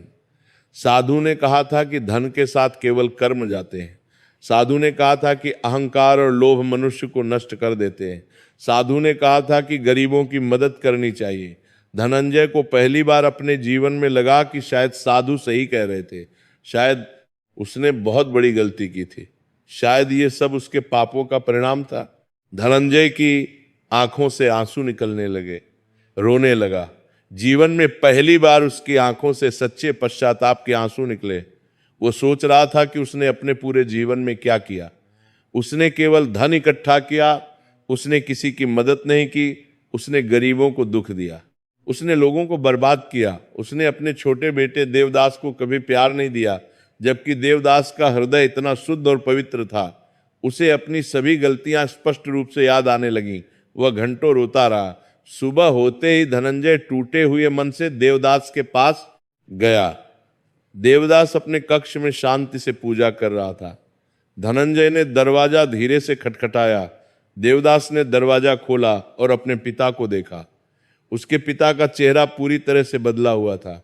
आंखें लाल और सूजी हुई थीं, चेहरे पर गहरी थकान और पीड़ा थी। देवदास चौंक गया। धनंजय ने कांपती और टूटी हुई आवाज में कहा, बेटा मुझे माफ कर दे। मैंने तेरे साथ बहुत बुरा और अन्यायपूर्ण व्यवहार किया। मैंने तुझे कभी प्यार नहीं दिया। मैंने तेरी सच्ची भक्ति का मजाक उड़ाया। मैं बहुत स्वार्थी और कठोर था। मैं केवल धन के पीछे पागल की तरह भागता रहा। मैंने धर्म को नहीं माना, मैंने गरीबों की मदद नहीं की, और अब भगवान मुझे मेरे पापों की सजा दे रहे हैं। मेरा सब कुछ खत्म हो रहा है। मेरा प्यारा बेटा मर रहा है। बेटा मुझे बचा ले, मुझे बता कि मैं अब क्या करूं, कैसे इस संकट से निकलूं। देवदास का कोमल दिल पिघल गया। उसने तुरंत अपने पिता को गले से लगा लिया और प्यार से कहा, पिताजी ऐसा बिल्कुल मत कहिए। आप मेरे पिता हैं, मैं आपसे कभी नाराज नहीं था। आप मेरे लिए सब कुछ हैं। और जब इंसान को सच्चे मन से अपनी गलती का एहसास हो जाता है तो भगवान उसे जरूर माफ कर देते हैं। आप बिल्कुल चिंता मत कीजिए, सब कुछ ठीक हो जाएगा। आप भगवान विष्णु की शरण में जाइए, पूरे मन से उनकी पूजा कीजिए, गुरुवार का पवित्र व्रत रखिए, गरीबों की सच्चे मन से मदद कीजिए, भगवान विष्णु की शरण में कार्वण्य कीजिए। उनको परमार्थी सारा पराला जीवन दे तो उनमें कार्वण्य तो बहुत दयालु और क्षमाशील हैं। वे जरूर आपकी मदद करेंगे, मुझे पूरा विश्वास है। धनंजय ने रोते हुए कहा, लेकिन बेटा मैंने तो अपने पूरे जीवन में कभी पूजा नहीं की। मुझे बिल्कुल नहीं पता कि कैसे करते हैं। तू कृपा करके मुझे सिखा दे। देवदास ने प्यार से कहा, पिताजी कल गुरुवार का पवित्र दिन है, आप व्रत रखिए, मैं आपको सब विस्तार से सिखा दूंगा। और सबसे पहले आप तुरंत अपने गोदामों से जो भी अनाज बचा है वह सब गरीबों में बांट दीजिए। यही सबसे बड़ा पुण्य और धर्म है। धनंजय ने तुरंत हामी भर दी। उसने तुरंत अपने सभी नौकरों को बुलाया और आदेश दिया कि गोदामों में जो भी अनाज बचा है वो सब तुरंत निकालो और नगरी के सभी गरीबों में मुफ्त में बांट दो, किसी से एक पैसा भी मत लेना। नौकर बहुत हैरान हो गए। उन्हें विश्वास नहीं हो रहा था कि ये वही सेठ धनंजय है जो इतना कंजूस और कठोर था। लेकिन उन्होंने खुशी से आदेश का पालन किया। जब नगरी के लोगों को पता चला कि सेठ धनंजय खुद गरीबों में मुफ्त में अनाज बांट रहे हैं तो सब बहुत हैरान रह गए। ये तो चमत्कार था। बहुत से जरूरतमंद लोग इकट्ठा हो गए। धनंजय खुद वहां विनम्रता से खड़े होकर अपने हाथों से हर एक गरीब को अनाज बांट रहे थे। वह हर गरीब से बहुत विनम्रता और प्रेम से बात कर रहे थे। वह रो रो कर कह रहे थे कि मुझे माफ करो भाई, मैंने तुम सब लोगों के साथ बहुत बुरा और क्रूर व्यवहार किया। आज मुझे अपनी गलती का गहरा एहसास हुआ है, कृपया मुझे माफ कर दो। गरीब लोग भावुक होकर रो पड़े। उन्होंने हाथ जोड़कर कहा कि सेठ जी, आप बहुत अच्छे हैं, भगवान आपको हमेशा सुखी रखें, आपका कल्याण हो। अगले दिन पवित्र गुरुवार था। धनंजय ने अपने जीवन में पहली बार व्रत रखा। उसने सुबह पवित्र क्षिप्रा नदी में स्नान किया। पानी बहुत ठंडा था, लेकिन उसे बहुत अच्छा और शुद्ध लगा। ऐसा लगा जैसे उसके सभी पाप और बुराइयां धुल रही हैं। उसने स्वच्छ पीले वस्त्र धारण किए। फिर देवदास ने बड़े प्यार से उसे भगवान विष्णु की पूजा सिखाई। धनंजय ने पहली बार अपने पूरे जीवन में भगवान की मूर्ति के सामने हाथ जोड़े। उसकी आंखों से लगातार आंसू बह रहे थे। वह भावुक होकर कह रहा था, हे भगवान विष्णु, हे दयालु प्रभु, मैं बहुत बड़ा पापी और अधर्मी हूँ। मैंने बहुत सारी गलतियां और पाप किए हैं, कृपया मुझे माफ कर दीजिए, मेरे बेटे को बचा लीजिए। मैं सच्चे दिल से वादा करता हूँ कि अब मैं पूरी तरह से बदल जाऊंगा। मैं गरीबों की सेवा करूंगा, मैं धर्म का पालन करूंगा, कृपया मुझ पर दया कीजिए प्रभु। पूरे दिन धनंजय ने कठोर व्रत रखा। उसने केवल थोड़े से फल खाए। शाम को उसने श्रद्धापूर्वक चने की दाल और गुड़ का प्रसाद खाया। उसे जीवन में पहली बार ऐसी गहरी शांति महसूस हुई। उस रात धनंजय को एक दिव्य स्वप्न आया। स्वप्न में उसने देखा कि वही साधु फिर से प्रकट हुए हैं, लेकिन इस बार उनका रूप पूरी तरह से बदल गया था। वे साधु नहीं थे, बल्कि स्वयं भगवान विष्णु थे। उनका दिव्य और अलौकिक रूप था। 4 भुजाएं थीं, शंख, चक्र, गदा और कमल थे। भगवान विष्णु ने करुणा से मुस्कुराते हुए कहा, धनंजय, तुम्हें आखिरकार अपनी गलती का सच्चा एहसास हो गया। ये बहुत बड़ी और महत्वपूर्ण बात है। जब मनुष्य को अपनी गलती का एहसास होता है और वह सच्चे मन से पश्चाताप करता है, तो मैं उसे अवश्य माफ कर देता हूँ। मैं बहुत दयालु हूँ। तुमने गरीबों में अनाज बांटा, तुमने व्रत रखा, तुमने श्रद्धा से मेरी पूजा की, मैं तुमसे बहुत प्रसन्न हूँ। अब तुम्हारे बुरे दिन जल्द ही खत्म हो जाएंगे, तुम्हारा बेटा पूरी तरह से ठीक हो जाएगा। लेकिन याद रखना कि अब तुम्हें अपना पूरा जीवन बदलना होगा। हर गुरुवार को नियमित व्रत रखना, श्रद्धा से मेरी पूजा करना, गरीबों और जरूरतमंदों की मदद करना, दया और करुणा से रहना, ईमानदारी से धर्म का पालन करना। अगर तुम ये सब करोगे तो तुम्हारा जीवन सुखमय और समृद्ध होगा। धनंजय ने रोते हुए कहा, प्रभु, मैं सच्चे दिल से वादा करता हूँ, अब मैं अपना पूरा जीवन बदल दूंगा। मैं आपका सच्चा भक्त बनूंगा। मैं गरीबों की निस्वार्थ सेवा करूंगा।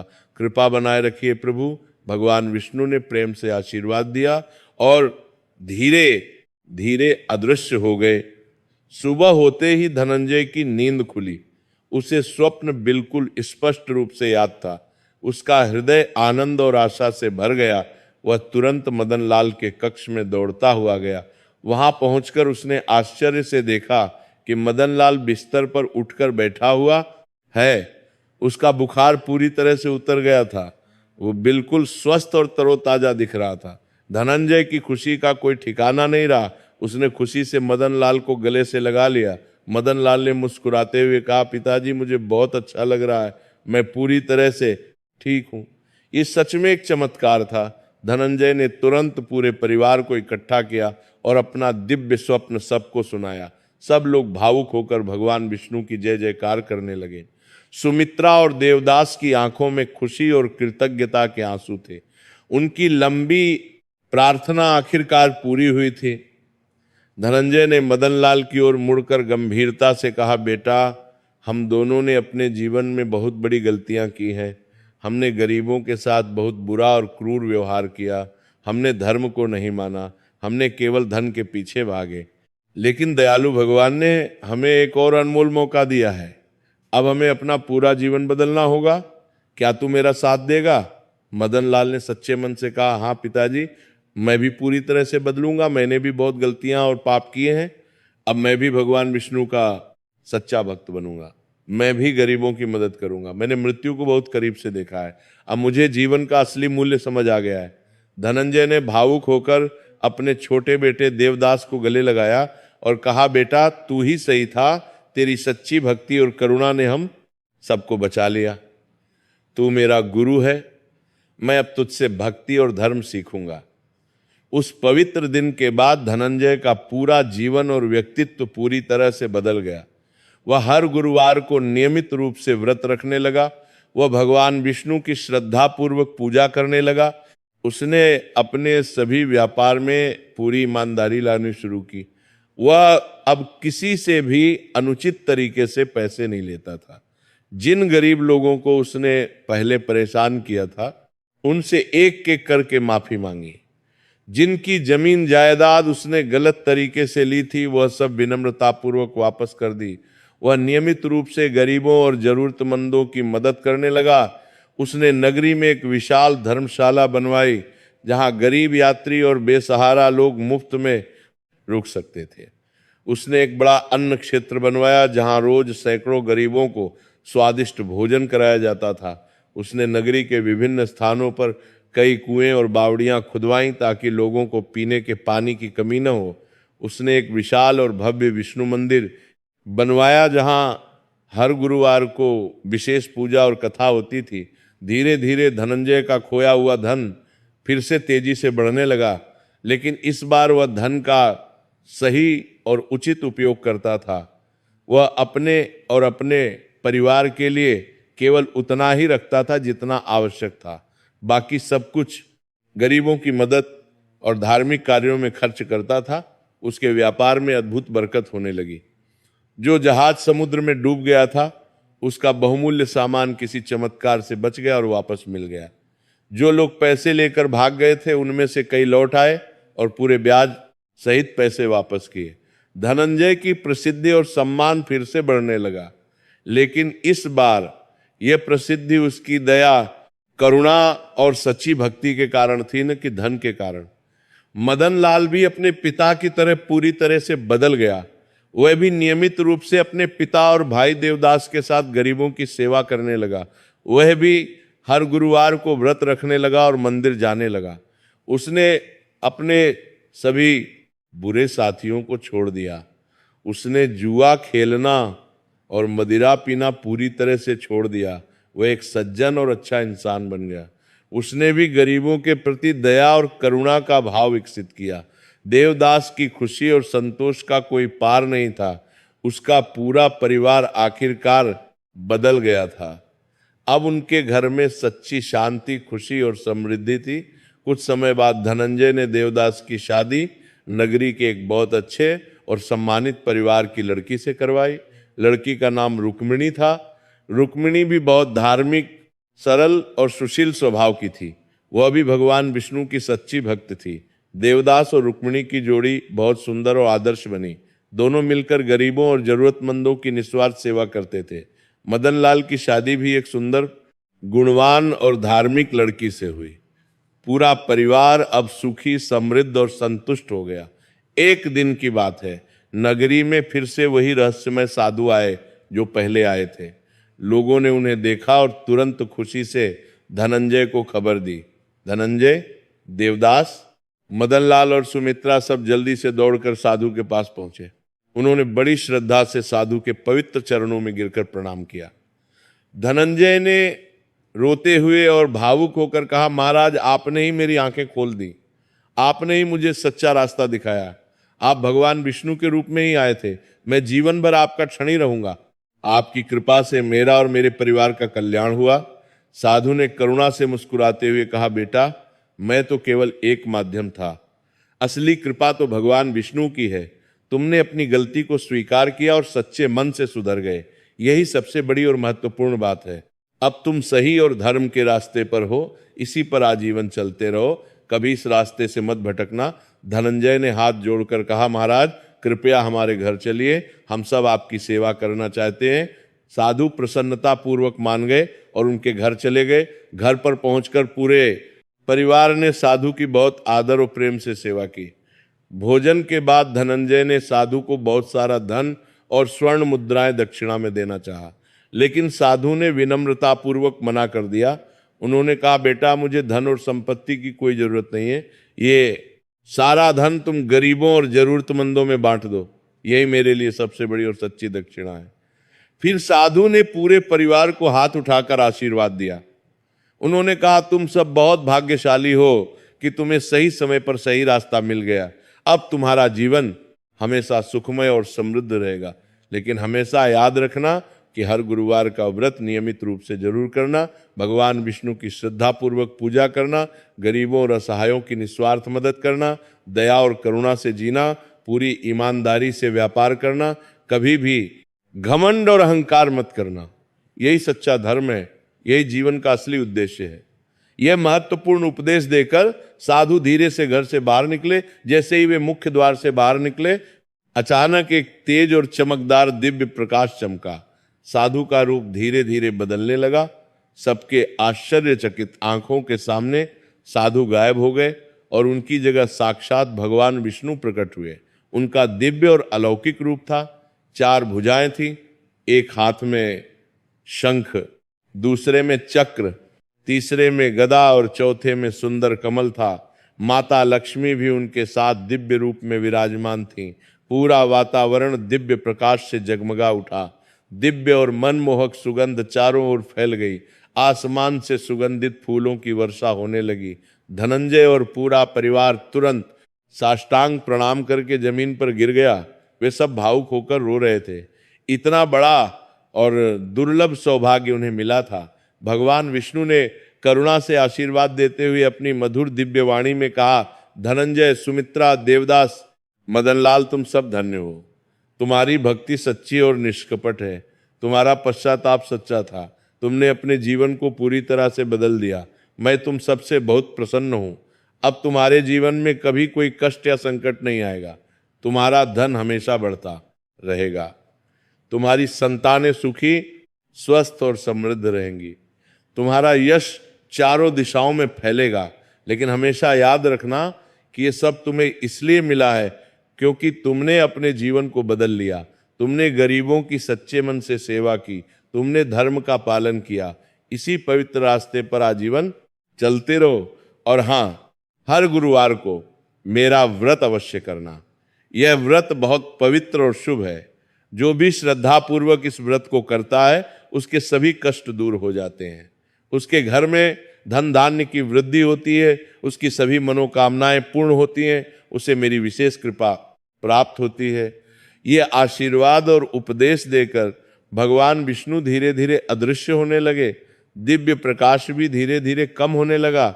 लेकिन पूरे घर और आंगन में दिव्य सुगंध कई कई दिनों तक बनी रही। धनंजय और उसके परिवार ने इस अद्भुत दृश्य को कभी नहीं भूला। ये उनके जीवन का सबसे महत्वपूर्ण और पवित्र क्षण था। उन्होंने जीवन भर हर गुरुवार को नियमित व्रत रखा। उन्होंने हमेशा गरीबों और जरूरतमंदों की मदद की। उन्होंने सदैव धर्म का पालन किया और सत्य के रास्ते पर चले। धनंजय की अद्भुत कहानी धीरे धीरे पूरी नगरी में फैल गई। फिर ये कहानी पूरे प्रदेश में फैल गई। लोग दूर दूर से धनंजय से मिलने और उनसे सीखने आने लगे। सब लोग उनसे गुरुवार व्रत की विधि और महत्व सीखने आते थे। धनंजय बहुत प्रेम और धैर्य से सबको समझाते थे। उन्होंने एक बड़ा और भव्य सत्संग आयोजन शुरू किया जहां हर गुरुवार को भगवान विष्णु की पवित्र कथा सुनाई जाती थी। हजारों लोग वहां नियमित रूप से आते थे। वहां गरीबों को मुफ्त में स्वादिष्ट भोजन दिया जाता था। बीमारों का निःशुल्क इलाज किया जाता था। जरूरतमंदों की हर संभव मदद की जाती थी। देवदास पूरे मन से अपने पिता का साथ देता था। वह भी लोगों को भगवान विष्णु की महिमा और भक्ति का महत्व बताता था। उसकी सच्ची भक्ति और निर्मल चरित्र देखकर लोग बहुत प्रभावित होते थे। मदनलाल भी अब एक आदर्श और अच्छा इंसान बन गया था। वह भी नियमित रूप से गरीबों की सेवा में लगा रहता था। सुमित्रा बहुत खुश और संतुष्ट थी। उसकी लंबी प्रार्थना आखिरकार पूरी हुई थी। उसका पूरा परिवार अब भगवान का सच्चा भक्त था। घर में शांति, प्रेम और समृद्धि थी। कुछ समय बाद देवदास और रुक्मिणी को एक सुंदर और स्वस्थ पुत्र हुआ। उन्होंने उसका नाम हरिदास रखा, जिसका अर्थ है भगवान हरि का दास। हरिदास बचपन से ही बहुत भक्तिमय और धार्मिक था। वह अपने पिता देवदास की तरह भगवान विष्णु का सच्चा भक्त था। मदनलाल को भी 2 सुंदर और गुणवान पुत्र हुए। पूरा परिवार धीरे धीरे बढ़ता गया और सुखी रहा। धनंजय ने अपने सभी पोतों को भी बड़े प्यार से गुरुवार व्रत की महिमा और विधि बताई, उन्हें भगवान विष्णु की अनेक कथाएं और उपदेश सुनाए। इस तरह ये पवित्र परंपरा पीढ़ी दर पीढ़ी आगे चलती रही। एक बार नगरी में एक गरीब विधवा रहती थी, उसका नाम गंगा था। गंगा के 2 छोटे मासूम बच्चे थे। उसका पति कुछ साल पहले गंभीर बीमारी से मर गया था। अब गंगा अकेली अपने बच्चों का पालन पोषण करने के लिए संघर्ष कर रही थी। वह धनी लोगों के घरों में मेहनत मजदूरी करती थी, लेकिन उसे इतने पैसे नहीं मिलते थे कि वो अपने बच्चों को ठीक से खिला सके। वो बहुत परेशान और दुखी रहती थी। उसके भूखे बच्चे अक्सर रोते हुए सो जाते थे। एक दिन गंगा धनंजय के विशाल भवन में काम करने गई। वहां उसने देखा कि बहुत सारे लोग इकट्ठा हैं और भजन कीर्तन हो रहा है। आज गुरुवार था और धनंजय के घर में विशेष पूजा और कथा हो रही थी। गंगा ने जिज्ञासा से देवदास से पूछा कि ये सब क्या हो रहा है। देवदास ने उसे बड़े प्यार से पूरी गुरुवार व्रत की कथा और धनंजय के जीवन परिवर्तन की कहानी सुनाई। गंगा ने बहुत ध्यान से सब सुना। उसके दुखी मन में आशा की एक किरण जगी। उसने सोचा कि शायद दयालु भगवान विष्णु मेरी और मेरे बच्चों की भी मदद करें। गंगा ने अगले गुरुवार से श्रद्धा पूर्वक व्रत रखना शुरू किया। उसके पास पूजा के लिए ज्यादा सामान नहीं था, लेकिन उसने जो भी था उससे पूरे मन से पूजा की। उसने एक छोटा सा मिट्टी का दीपक जलाया, थोड़े से चावल के दाने चढ़ाए और पूरी श्रद्धा और विश्वास से प्रार्थना की। उसने रोते हुए कहा, हे भगवान विष्णु, हे दीन बंधु, मैं बहुत गरीब और असहाय हूं। मेरे पास आपको चढ़ाने के लिए कुछ भी नहीं है, लेकिन मेरे दिल में आपके लिए बहुत श्रद्धा है। कृपया मेरी मदद कीजिए। मेरे छोटे बच्चे भूखे हैं, कृपया उन्हें रोटी दीजिए। गंगा हर गुरुवार को नियमित व्रत रखने लगी। वो धनंजय के घर जाती और वहां की कथा बड़े ध्यान से सुनती। वो मंदिर जाती और भगवान विष्णु की सच्चे मन से पूजा करती। धीरे धीरे उसके कठिन जीवन में अच्छे बदलाव आने लगे। एक दिन नगरी के एक धनी और सम्मानित व्यापारी की पत्नी ने गंगा को काम करते हुए देखा। वह जात गंगा की ईमानदारी, मेहनत और सरल स्वभाव से बहुत प्रभावित हुई। उसने तुरंत गंगा को अपने घर में स्थायी नौकरी दे दी और पहले से बहुत अच्छा वेतन भी दिया। अब गंगा के पास पर्याप्त पैसे होने लगे। वो अपने बच्चों को अच्छा पौष्टिक खाना खिला सकती थी। उसके बच्चों को नए कपड़े मिलने लगे। कुछ समय बाद उस दयालु धनी व्यापारी की पत्नी ने गंगा की छोटी बेटी को अपनी बेटी की तरह बड़े प्यार से पाला। उसने गंगा की बेटी को पढ़ना लिखना सिखाया और अच्छी शिक्षा दी। गंगा के बेटे को भी पाठशाला में शिक्षा मिली। धीरे धीरे गंगा की पाठशाला में शिक्षा मिली, बात सीम कातर में का जीवन सुधरता गया और बेहतर होता गया। गंगा ने कभी भी गुरुवार का व्रत नहीं छोड़ा। वो हमेशा श्रद्धा से भगवान विष्णु की पूजा करती रही। उसके बच्चे बड़े होकर अच्छे संस्कारी और सफल इंसान बने। गंगा की प्रेरणादायक कहानी भी लोगों को प्रेरणा देती रही। इस तरह गुरुवार व्रत की महिमा और भगवान विष्णु की कृपा पूरे नगर में फैल गई। हजारों लोगों ने श्रद्धापूर्वक गुरुवार का व्रत रखना शुरू किया। सबके जीवन में अद्भुत सुधार आने लगा। जिनके घर में समस्याएं और कलह थीं, वे दूर होने लगीं। जिनके पास धन नहीं था, उन्हें धन मिलने लगा। जो बीमार थे, वे स्वस्थ होने लगे। जिनके बच्चे नहीं थे, उन्हें संतान सुख मिला। सब लोग कृतज्ञता से भगवान विष्णु की जय जयकार करने लगे। मंदिरों में नियमित रूप से भजन कीर्तन होने लगे। धनंजय जीवन भर नियमित रूप से गुरुवार का व्रत रखता रहा। उसने अपने जीवन के अंतिम क्षणों तक गरीबों और जरूरतमंदों की निस्वार्थ सेवा की। जब उसका अंतिम समय आया तो वो बहुत शांति और संतोष से भगवान विष्णु का पवित्र नाम लेता हुआ स्वर्ग सिधार गया। लोगों ने कहा कि धनंजय को निश्चित रूप से मोक्ष मिल गया, क्योंकि उसने अपने सभी पापों का सच्चे मन से प्रायश्चित किया और जीवन भर धर्म का पालन किया। उसके बाद देवदास ने परिवार और व्यापार की पूरी जिम्मेदारी संभाली। उसने भी अपने पिता की तरह हमेशा धर्म का पालन किया और गरीबों की सेवा की। यह पवित्र और प्रेरणादायक कथा आज भी लोगों को बड़े प्रेम से सुनाई जाती है। यह कथा बताती है कि भगवान विष्णु कितने दयालु और क्षमाशील हैं। वे हर भक्त की सुनते हैं, चाहे वो अमीर हो या गरीब, पढ़ा लिखा हो या अनपढ़, ऊंची जाति का हो या नीची जाति का। अगर उसकी भक्ति सच्ची और निष्कपट है तो भगवान जरूर उसकी मदद करते हैं। ये कथा ये भी महत्वपूर्ण शिक्षा देती है कि अहंकार, घमंड और लोभ मनुष्य के सबसे बड़े और खतरनाक शत्रु हैं। जब मनुष्य अहंकारी हो जाता है तो उसका पतन निश्चित है। लेकिन अगर वह विनम्रता पूर्वक अपनी गलती मान ले और सच्चे मन से पश्चाताप करे तो दयालु भगवान उसे अवश्य माफ कर देते हैं और उसे नया जीवन देते हैं। ये पवित्र कथा ये भी बताती है कि गुरुवार का व्रत बहुत पवित्र, शुभ और फलदायी है। जो भी व्यक्ति पूर्ण श्रद्धा और विश्वास से गुरुवार का व्रत रखता है, भगवान विष्णु की सच्चे मन से पूजा करता है, गरीबों और जरूरतमंदों की निस्वार्थ मदद करता है, उसके सभी कष्ट और संकट दूर हो जाते हैं। उसके घर में सुख, समृद्धि और धन धान्य की वृद्धि होती है। उसकी सभी मनोकामनाएं पूर्ण होती हैं। उसका परिवार सुखी रहता है। इसलिए सभी को गुरुवार का व्रत अवश्य करना चाहिए और भगवान विष्णु की भक्ति करनी चाहिए। इस पवित्र कथा को सुनने और सुनाने से भगवान विष्णु बहुत प्रसन्न होते हैं। जो व्यक्ति नियमित रूप से गुरुवार को व्रत रखता है, सुबह पवित्र स्नान करके पीले वस्त्र धारण करता है, केले के वृक्ष की विधि पूर्वक पूजा करता है, चने की दाल और गुड़ का प्रसाद बनाता है, भगवान विष्णु की श्रद्धा पूर्वक आराधना करता है, उसके जीवन में कभी कोई कष्ट नहीं आता। उसका पूरा परिवार सुखी और स्वस्थ रहता है। उसके बच्चे बुद्धिमान और संस्कारी होते हैं। उसका व्यापार और काम बढ़ता है। उसके सभी काम बिना किसी विघ्न के पूरे होते हैं। उसे भगवान विष्णु की विशेष कृपा प्राप्त होती है। तो प्रिय भाइयों और बहनों, हमें भी इस प्रेरणादायक कथा से महत्वपूर्ण शिक्षा लेनी चाहिए। हमें अपने जीवन में कभी अहंकार और घमंड नहीं करना चाहिए। हमें हमेशा दूसरों की मदद करनी चाहिए। गरीबों और जरूरतमंदों के प्रति दया और करुणा का भाव रखना चाहिए। धर्म का पालन करना चाहिए।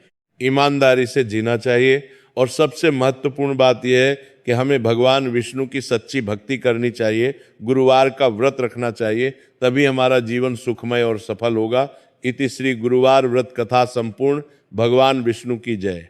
हे भगवान नारायण, हे जगत के पालनहार, हम सबकी रक्षा करना, हमारे जीवन को सुखमय बनाना, हमें सदा धर्म के रास्ते पर चलने की शक्ति देना, हमारे परिवार का कल्याण करना। ओम नमो भगवते वासुदेवाय।